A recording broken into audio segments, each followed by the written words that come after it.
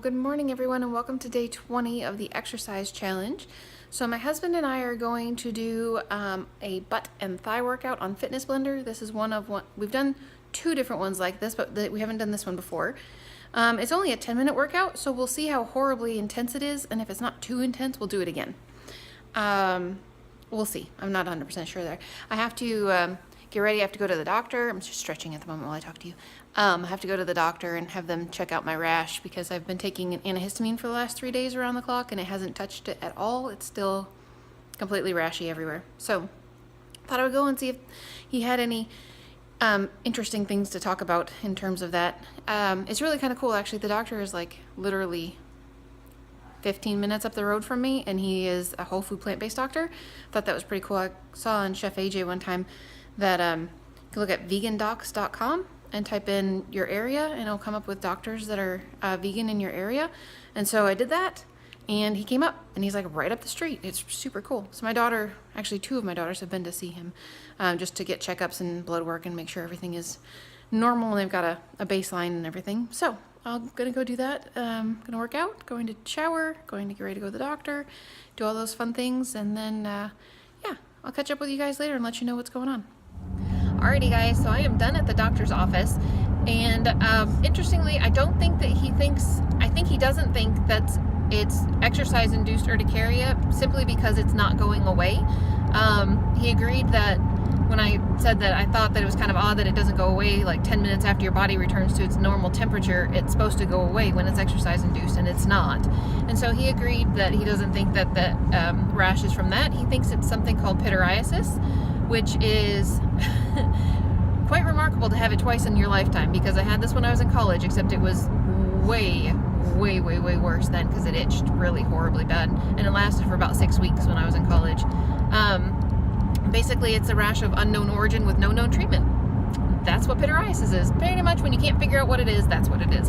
Although the typical lesions for pityriasis, he was showing me pictures, really do look a lot like what it is that I have on my stomach and my back. Just mine aren't, I don't know, they don't seem like they're that bad because I don't really itch that bad. So anyways, he's going to want me to use a steroid cream for a couple of weeks, and he gave me some prescription medication for itch, which, like oral medication, antihistamine, I don't need. I don't itch, but he said to take it at bedtime, which, okay, maybe it'll help me sleep. I don't know. I have a good side effect there, but anyway, so we're gonna do that and see if it gets any better, and yeah, we'll see. So I'm on my way home, and we are going to go to Costco and pick up a few things. We haven't been there for our shopping trip for this week. We got all the other shopping done the other day. We just didn't do Costco, so we're gonna go do that, and then I am going to be making lentil loaf and mashed potatoes for supper tonight. So that's something that you guys should really look forward to watching, because it is awesome. It's kind of a lot of work to make this particular one. I've made several different lentil loaves before, and this one is by far the best. It's from High Carb Hannah, and it is delicious. So it's totally worth making. But yeah, that's it for me for now, and I will talk to you guys again soon. Alrighty guys, so it is time to start working on supper. So we're making lentil loaf by High Carb Hannah. This is a really good alternative to meatloaf. I've only made it once before, but I've made a bunch of different lentil loaves once before, and this was the only one worth repeating. And this one actually is not just worth repeating, it's really good. She does a really good job with this. So it's not super labor intensive, but it does take a long time. So I wanted to give you guys a heads up and a warning about how long it would take for you to actually get this whole thing put together, because you actually have to cook the lentils and the vegetables on the stove for a while, and then you have to mix stuff into them, and then you have to put them together, and then you have to bake them, and then you take it out and you put some ketchup on it and you bake it some more. And so it's kind of a lengthy process, so I'm getting started a little bit early just to make sure that everything is ready for supper when supper is ready. So yeah, so the first thing that we're going to do is, it actually calls for 2 different types of lentils. So the first type of lentil is a brown lentil, so like this kind. So it calls for a cup of brown lentils. I'm going to actually have a half a cup measuring device out, so I'm going to measure half cup twice. Ooh, spilling some in the pot. All right, so there goes 1 cup of brown lentils. And then the other lentil that it calls for are red lentils. So there's little red lentils right there. So I'm going to measure out only half of a cup of red lentils, because that's what the recipe calls for. Half a cup of red lentils. And that finishes my bag. How convenient. Okay, so then there's other ingredients, but for right now, what you add to this pot are, it calls for 1 red pepper chopped. I went ahead and used a yellow because it was washed and it was ready, and that's what I did. Then it calls for a carrot shredded. So I always buy carrots that are already grated. So I just chopped them up a little bit finer. 2 stalks of celery chopped, and 1/2 of an onion diced. And I just had a small onion, so I just used a whole onion because it's little. And 4 cloves of garlic. So you put all of that into your pot, and you put 3 cups of water in there, and then you put it on the stove and you let it cook. Hi, kitty. You let it cook for 30 minutes, simmer on low for 30 minutes until most of the water has been absorbed. So I'm gonna go do that right now. But I'm also going to tell you what the next step is. There's 2 other steps that I'm going to be doing while that's cooking. One is I'm going to measure out 1.5 cups of oats and put it in my food processor and blend it till it becomes a powder or a flour. I actually have millet flour, I have rice flour, I have all sorts of different flours. We don't buy oat flour any longer, so I will do that. I was thinking about just using a different type of flour, but I thought, you know what? I'll stick with the recipe and make sure that I don't mess it up by using millet and should have used oat. So I'll go ahead and do that. So it's 1.5 cups of oats, blend it until you get, or pulse it until you get it to be a flour. And then also, she makes her flax eggs with, you have to have 1 flax egg, which for her it says 3 tablespoons of ground flaxseed and 6 tablespoons of water. That is not the ratio that I would use for making a flax egg at all. However, that's perfectly fine. So that's what I'm going to do because that's what her recipe specifically calls for. So 3 tablespoons of ground flaxseed and 6 tablespoons of water. You want to mix that together and set it off to the side so that you can have it and it's already done its little gelling up stuff later when you want to put it together. So this is going to go on the stove for 30 minutes. And then I'm going to get those other 2 pieces ready, and I will talk to you guys about what to do after that in a little bit. Alrighty guys, so while that was doing its thing, I chopped up a whole bunch of Yukon Gold potatoes. This is my 8-quart Instant Pot innard. So I chopped up a whole bunch of those. I peeled them and I chopped them. I put them in here with, I actually didn't measure out the water because I'm going to dump it off anyway. So you have to have at least a cup. I have more than a cup. I'm going to put this in the Instant Pot and let it cook for 10 minutes. And then do a manual release, an instant release on the pressure. And then when that's done, I'm going to mash them with just a regular potato masher. I'm going to sprinkle in some garlic and some onion powder and some parsley. So that's what's going to go into, well, I'm going to use soy milk, unsweetened soy milk to mash it. So that's what's going to go into the potatoes. So that essentially is ready to go. Next, I have the lentil mixture. That's what that looks like. There is definitely some water still in here, but it says till most of the water is absorbed. Definitely has gotten most of the water. So what I'm going to do next is add the next few ingredients. So it says to go ahead and add your flaxseed. So that's what I'm going to do next. So in goes the gulp, big nasty messy thing, and your seasonings.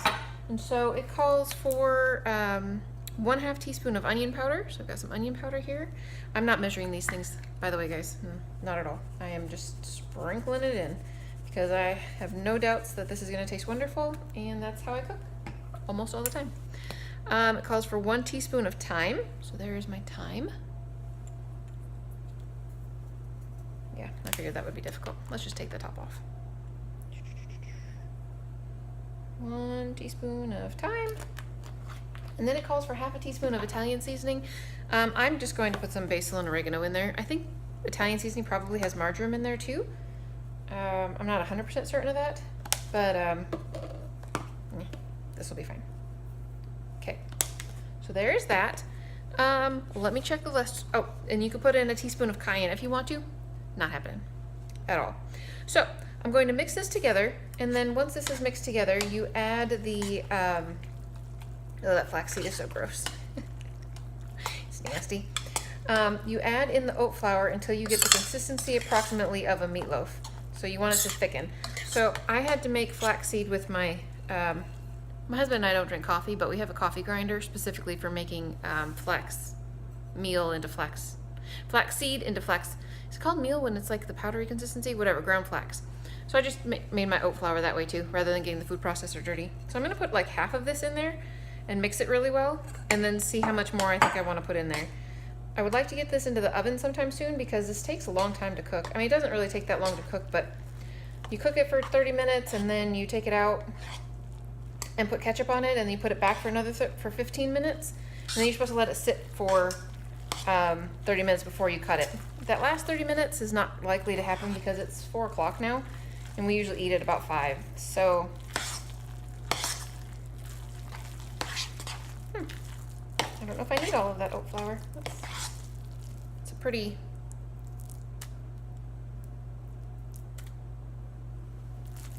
I don't know. I'm gonna add some more anyway. I'm just gonna put it all in there. It can't hurt anything. I don't think. Oh, I just dumped a bunch of it on the counter, so. Well, there's some of it not going in there.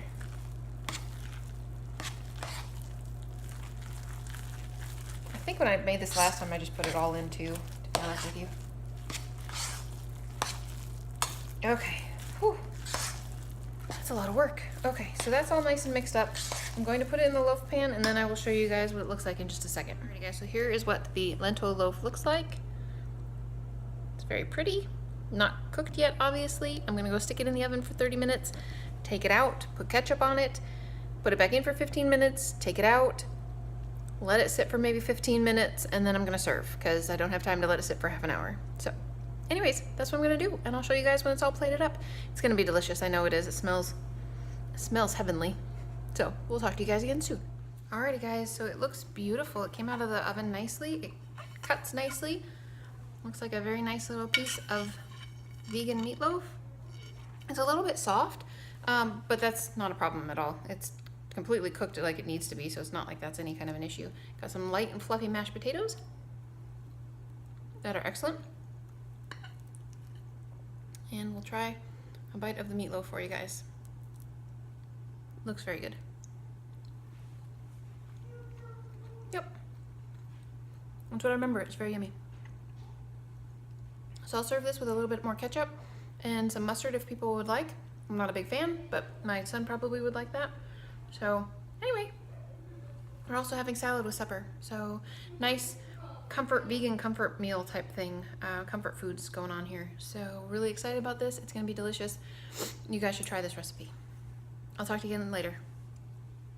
Alrighty guys, so just real quick, wanted to let you guys know that supper was completely successful. My kids really liked the meatloaf. They did put a little bit of extra ketchup and a little bit of extra, one of them put some mustard on it, which, I mean, you would do that with a normal meatloaf anyway. You would put barbecue sauce or something on it. So that was completely normal. That was really good. The mashed potatoes were really good. I did end up putting some nutritional yeast on just right as ready to serve. And yeah, so that was really awesome. And I am very tired. So I'm gonna go to bed. It's like 7 something-ish. And I've been up since 3 and I'm tired. So I'm going to bed. So there. Anyways, I don't really have any plans for tomorrow in terms of what I'm gonna be making or anything like that. So I'll have to think about that. I'm sure I'll come up with something, but as of right now, I'm not really sure what else. I know manwich. We make our own manwich recipe that the kids really like. It's very good. I like that too. We might do something like that, or I'm just not sure at this point. So I'll come up with something. Anyway, I hope you guys are having a great day, and I will talk to you again tomorrow.